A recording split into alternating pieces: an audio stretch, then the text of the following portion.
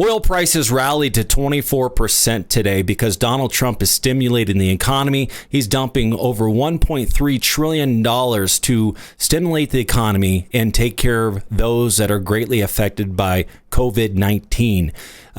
If you haven't been paying attention, there's an oil price war going on. And if you like these videos, please subscribe. Whether you're an oil and gas investor, someone that's interested in investing in oil, or you're an oil and gas worker, this is the channel for you. I'm going to be covering current events and how it affects the oil industry and the oil and gas prices. Today, WTI, $26 a barrel. Brent crude, $30 a barrel. If you've been paying attention, you'll know that there's a major oil price war.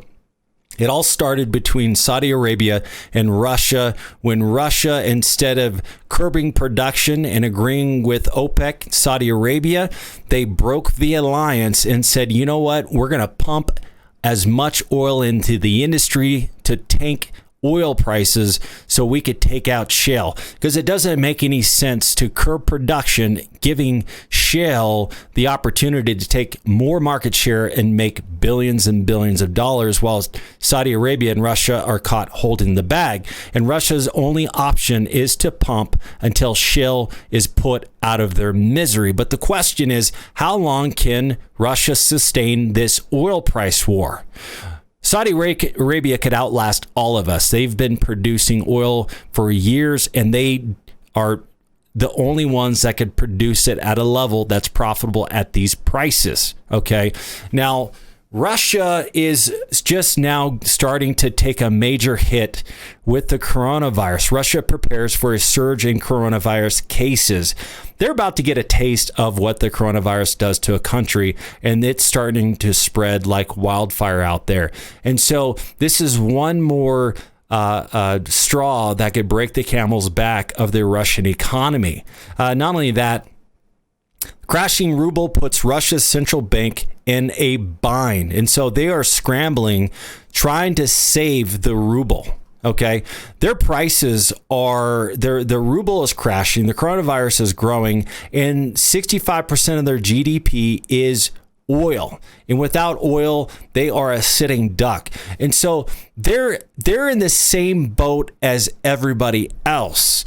The only difference is, the only thing that they have is the fact that shale is hurting worse than any other oil industry. And I'll explain why. And so many people ask me, well, Sean, what are you talking about? What is Shell?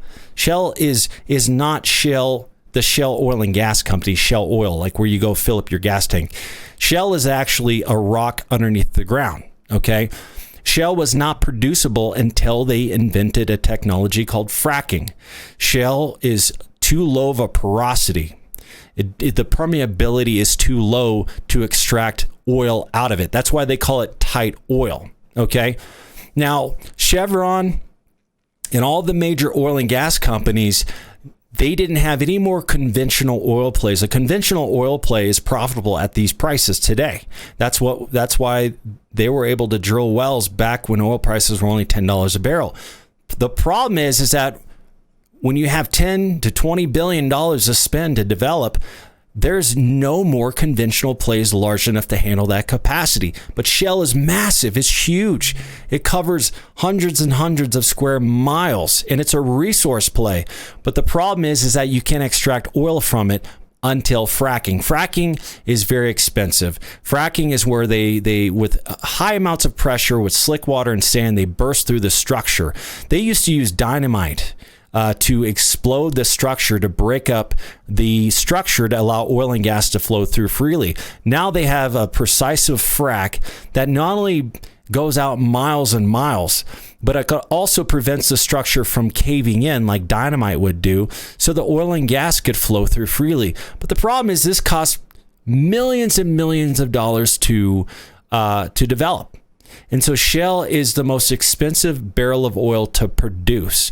And you have to have $70, $80 oil to be really profitable. That's why the Shell revolution was born when oil prices were over $100 a barrel. But now Now that oil prices are $26 per barrel, things have come to a screeching halt. They were already coming to a screeching halt as they've been, over the last 5 years, we've averaged like $55, $60 oil. And so shale was already going out the door. That shale was already shutting down because most of this shale development has come from banks. The money has come from banks. So they have debt, and a lot of debt. And so now the banks are coming knocking. All those oil companies that borrowed money in 2012 to 2014, now the banks are coming and saying, hey, where's our money at? And so there's been a major oil and gas divestment because everyone's figuring out that shale is not profitable. Okay. Not only is it not profitable, but each well that they drill becomes less profitable because every barrel of oil they squeeze out of that massive structure is one less barrel of oil they can produce. And they're pumping water in it with each frac. And so now with each barrel of water they pump in the structure, they got to pump it out. So they're pumping out more water than they are oil now, and each well that they drill has a higher decline curve. And so geologically speaking, even if oil prices were $300 a barrel, it would not last. It's a flash in the pan. It's not like conventional wells that last for 40-something years. A shale well could last for a year. Now, financially speaking, geologically speaking, it's not going to work. Okay. On top of that, we have COVID-19. COVID-19 is taking out oil demand temporarily. It's not going to last forever. So you got demand issues. You got economy issues. You have all of those issues that is also affecting the oil prices. Okay. Then on top of that, you've got Russia and Saudi Arabia that's flooding the markets with oil, dropping us down from 60s to the low 20s. Shale is done. And what makes this different? What makes this different from when 2014, when Saudi Arabia tried to pump as much oil in the market as possible, was shale. People still had faith in shale. Shale was only a 2-year industry. It was the shale industry was only 2 years old. People still had faith in shale, even though they lost their butts in 2014. So what do? The banks gave more money. The investment funds gave more money. But now they know that shale is not profitable, and it's even less. Even then, when it wasn't profitable, it's even less profitable now because all the sweet spots are gone. So, with all that said, this time around, all the shale money that is gone because of the fact that they've lost faith in it is not coming back. The $20-something a barrel. All the shale companies that they're taking out right now, they're not coming back when oil prices come back to $100 a barrel. Who in their right mind is going to invest in shale? Just to go through this again? I mean, they already went through it in 2014, and we're doing it again in 2020. I don't think anybody's going to, in their right mind, is going to come back to shale, and that's what everybody else is saying. So shale isn't coming back, okay? And so what's going to happen if shale goes away? Well, oil prices are going to go up. When before shale, oil prices were over $100 a barrel. But after shale, because it's flooding the oil markets, oil prices have averaged around $60 a barrel. Okay. And so the question is, how long can Russia last? Russia is about to get a taste of the coronavirus. This is today's news. Russia prepares for a surge in coronavirus cases. Their economy is already being held by a thread, and the coronavirus is going to hurt them as well. America got hit first. Well, China got hit first, but America was behind them, and now Russia is going to take a hit. Coronavirus is going to hurt their economy, and it's causing their ruble to crash. Crashing ruble puts Russia's central bank in a bind. Now, first off, there is media blackout right now regarding the Russian economy because they're coming around saying, hey, look, we could outlast you. We can make it. We're okay if oil prices drop down to nothing. Well, that's simply not true. 65% of their GDP is oil. You think about what's happening to the American economy, but only 10% of our GDP is oil. We have the richest economy in the world, and we're able to stimulate it with 1.3 trillion. And Russia's like, oh, we've got 50 billion that we're going to help. 50 billion. 50 billion versus 1.3 trillion. And you look at our American economy. So imagine how Russia is feeling right now. They're feeling the heat right now. Saudi Arabia is feeling the heat. They have a lot of people in OPEC. It's not just Saudi Arabia and Russia and America. No, it's Saudi Arabia, it's Libya, it's Venezuela, it's Iran, it's Iraq, it's Baghdad, it's all those countries in the Middle East, and they're all crying out to Russia and Saudi Arabia, please, we're dying. Our people are starving. Can you sleep at night knowing that you have the ability to flip the switch on or off? See, Russia, their goal is not to take the oil and gas industry. Russia's goal is not to be like Putin. Putin's not sitting there thinking, how can I take out 65% of my GDP? Oh, I know. Let's pump oil. Let's pump as much oil as we can and let's plummet oil prices. No, that's not what they're doing. Their end goal is to take out shale and increase oil prices. And that's their goal. And the ones that want oil prices to go up have the ability to end this oil price war. Saudi Arabia as well. Okay. So the question is, how long is this going to continue? Once the COVID-19 ends, and once Russia decides to give in, because their economy is getting hurt bad. The American economy, the COVID-19 is going to end America before Russia. Once Russia sees, and I'm sure today, the fact that oil prices rallied 24% just because of what Donald Trump has done, I'm sure Putin's sitting there like thinking, man, they have the money and the wherewithal to be able to make it through this storm. Okay. Now, Shell is not going to make it. I'm telling you right now, even if they didn't do anything, they're just Trump is just prolonging the inevitable with Shell.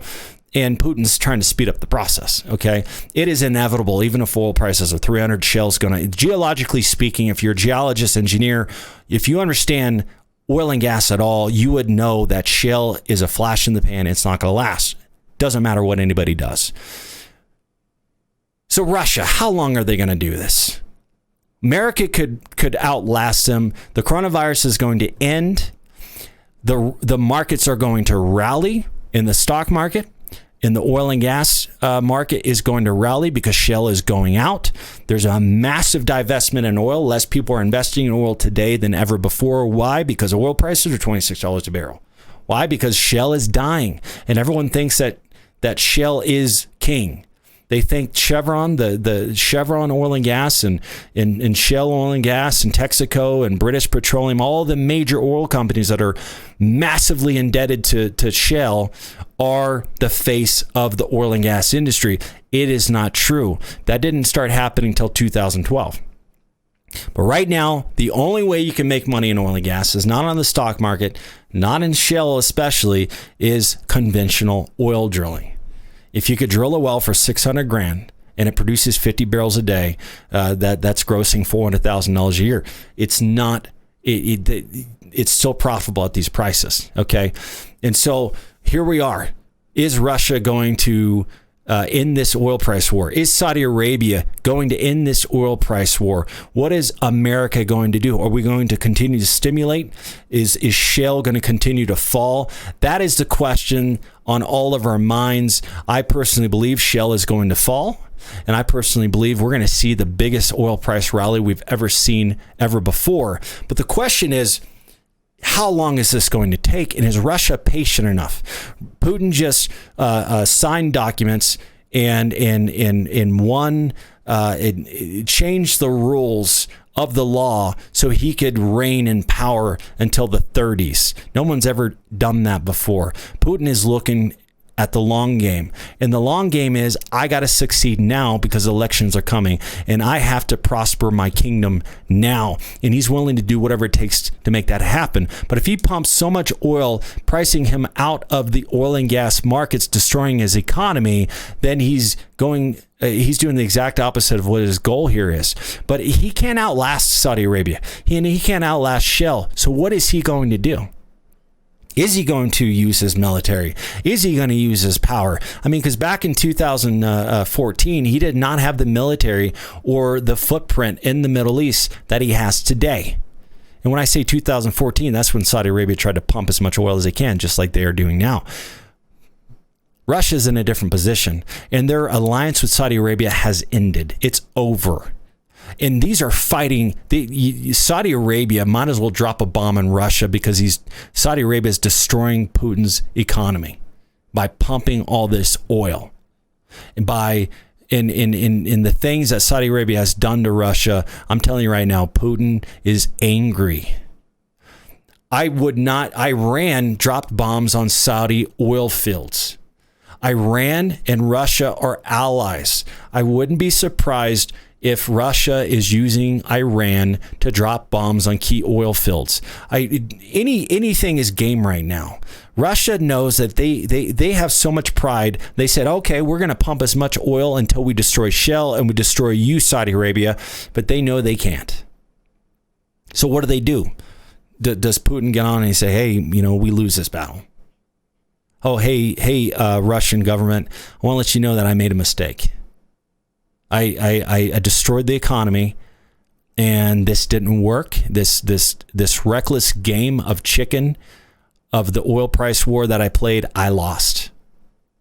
Do you think he's really going to do that? Because he cannot win. He can't win this game.